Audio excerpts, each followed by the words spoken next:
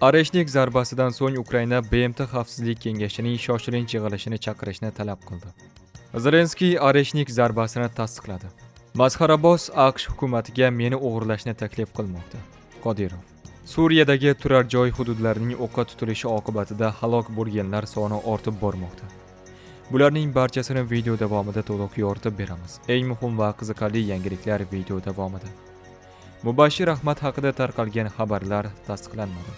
Erondagi namoyishlar fonida internet to'liq o'chirildi. Janubiy Koreyaning sobiq prezidenti o'lim jazosiga hukm qilinishi mumkin. Kiyevda turar joy binolari dronlar hujumiga uchradi. Eronda hukumat namoyishchilarni qatl va ommaviy otish bilan qo'rqitmoqda. Aziz do'stlar, quyida shu haqda videoga like bosing va izohlarda fikrlaringizni yozib qoldiring. Areshnik zarbasidan so'ng Ukraina BMT Xavfsizlik kengashining shoshilinch yig'ilishini chaqirishni talab qildi. Ukraina tashqi ishlar vaziri Andrey Sybiganing ma'lum qilishicha, Rossiya tomonidan amalga oshirilgan Areshnik raketa zarbasi Yevropa xavfsizligi uchun juda katta xavf tug'dirmoqda. Uning aytishicha, Yevropa ittifoqi va NATO chegarasiga yaqin hududda berilgan bu zarba butun Yevropa qit'asining xavfsizligiga tahdid soladi. Va bu holat transatlantik hamjamiyat, ya'ni AQSh va Yevropa davlatlari uchun jiddiy sinov hisoblanadi. Sybiganing aytishiga ko'ra, Rossiyaning bunday beixtiyor va mas'uliyatsiz harakatlariga nisbatan qat'iy choralar ko'rilishini talab qilamiz. Shuningdek, Ukraina bu hujum tafsilotlari haqida AQShni Yevropadagi hamkor davlatlarni, barcha xalqaro tashkilotlar va mamlakatlarni diplomatik kanallar orqali xabardor qilayotganini ma'lum qildi. Kiyev rasmiylariga ko'ra, mazkur masala BMT Xavfsizlik kengashi darajasida muhokama qilinishi va Rossiya harakatlariga xalqaro javob choralari ko'rilishi zarur. Ukraina prezidenti Zelenskiy Telegram kanalida Rossiya tomonidan amalga oshirilgan Areshnik raketa hujumini rasman tasdiqladi. Uning yozishicha, hujum keskin sovuqlar boshlangan paytda amalga oshirilgan bo'lib, asosiy nishoni oddiy odamlarning tinch hayoti bo'lgan. Hujum aynan havo keskin sovib ketgan davrda amalga oshirildi. Nishon oddiy odamlarning oddiy hayoti, deb yozdi Zelenskiy. Ayni paytda Kiyev va uning atrofida Rossiyaning ommaviy raketa zarbalari oqibatlarini bartaraf etish ishlari davom etmoqda. Rossiya ma'lumotlariga ko'ra, kamida 20 ta turar joy binosi zarar ko'rgan. Faqat Kiyev shahrining o'zida 4 nafar inson halok bo'lgan. Qurbonlar orasida tez yordam xizmati xodimi ham bor. Eng og'ir holatlardan biri turar joy binolaridan biriga takroriy zarba berilgani bo'ldi. Bu zarba birinchi hujumdan keyin voqea joyida ishlayotgan qutqaruvchilar va tezkor xizmatlar paytida amalga oshirilgan. Ukraina rasmiylari bu holatni tinch aholi va qutqaruvchilar hayotiga qasd qilingan juda xavfli harakat sifatida baholamoqda. Kiyevda turar joy binolari dronlar hujumiga uchradi. Ommaviy axborot vositalari tarqatgan videolarda uchuvchisiz dron Kiyevdagi ko'p qavatli turar joy binosiga urilgani aks etgan. Hujum vaqtida tinch aholi yashaydigan uylar zarar ko'rgan. Shu kecha Shahid dronining yana bir turar joyli binoga bergan zarbasi tasvirlangan ikkinchi video ham tarqatildi. Manbalar bu hujumlarni tinch aholiga qarshi qilingan navbatdagi zarbalar sifatida baholamoqda.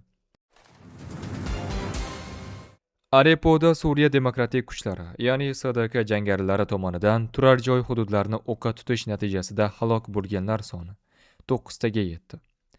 55 kishi yaralandi. Bu haqda Sana agentligi xabar bermoqda. Xabarga ko'ra, shaharning turar joy hududlariga qilingan hujumlar tinch aholi orasida qurbonlar sonining ko'payishiga olib keldi. Yaradorlarga zarur tibbiy yordam ko'rsatilmoqda. SDK kuchlari va Suriya armiyasi o'rtasidagi to'qnashuvlar davom etmoqda. Hukumat kuchlari Aleppodagi jangarilar pozitsiyalariga qarshi maqsadli harbiy operatsiyalar boshlanganini e'lon qilishdi. Suriyaning shimoliy poytaxtidagi vaziyat 6 yanvar kuni SDK hukumat pozitsiyalariga hujum qilish uchun dronlardan foydalanganida keskinlashdi. Avvalgi xabarlarda 5 kishi halok bo'lgani va 30 dan ortiq odam yaralangani aytilgan edi.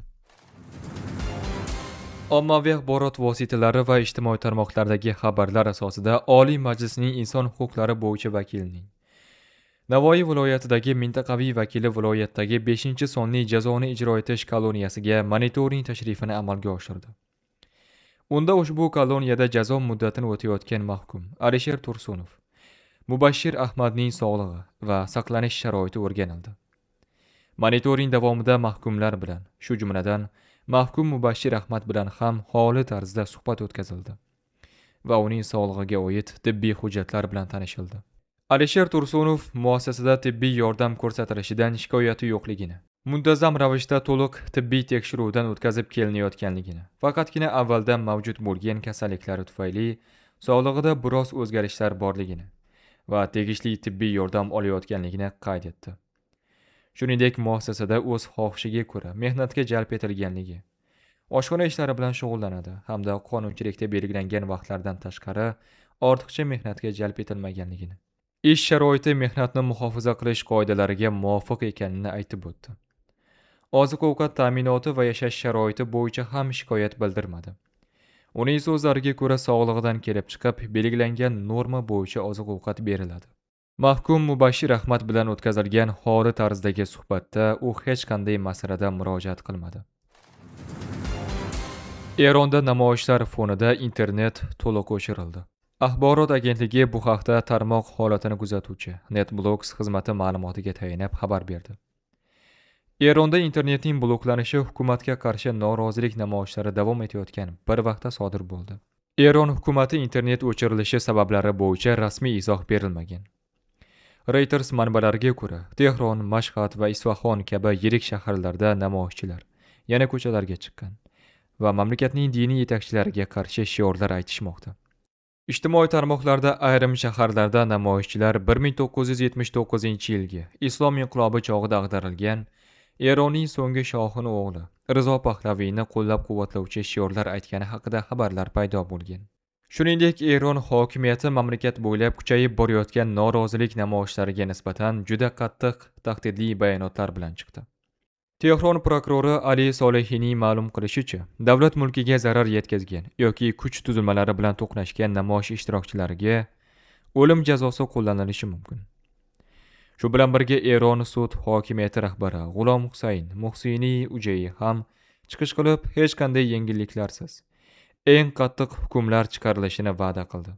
Rasmiylarga ko'ra, bunday keskin choralarga sabab Esfarayn shahri prokurori Ali Akbar Husaynzoda hamda bir nechta xavfsizlik xodimlarining halok bo'lishi.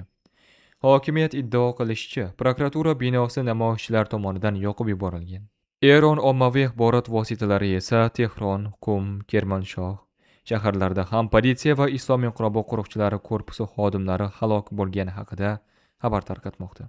Bundan tashqari, Eron razvedka vazirligi aholini AQSh va sionistik rejimning diversantlari va yollanma agentlari deb atagan shaxslar haqida hokimiyatga xabar berishga chaqirdi. Eng keskin ogohlantirish esa davlat televideniyasi orqali berildi. Unda kechqurun ko'chaga chiqqan har qanday shaxs otib tashlanadi degan bayonot yangradi. Janubiy Koreyaning sobiq prezidenti o'lim jazosiga hukm qilinishi mumkin. Reuters. Maxsus prokuror 2024-yilda harbiy holat joriy etilishi bilan bog'liq isyon ishi doirasida sobiq prezident Yun Suk Yeolga nisbatan jazo belgilanishini talab qilishni rejalamoqda. Mazkur modda bo'yicha eng og'ir jazo o'lim jazosi yoki umrbod qamoq hisoblanadi. Yun aybini tan olmayapti va harbiy holat e'lon qilish vakolatiga ega bo'lganini ta'kidlamoqda. Ushbu ish bo'yicha hukm fevral oyida e'lon qilinishi kutilmoqda. Yun Suk Yeol 2024-yilning dekabr oyida mamlakatda harbiy holat joriy qilishga uringan. Shundan so'ng parlament uni qo'zg'olonga urinishda ayblab, impichment e'lon qilgan va hibsga olgan edi.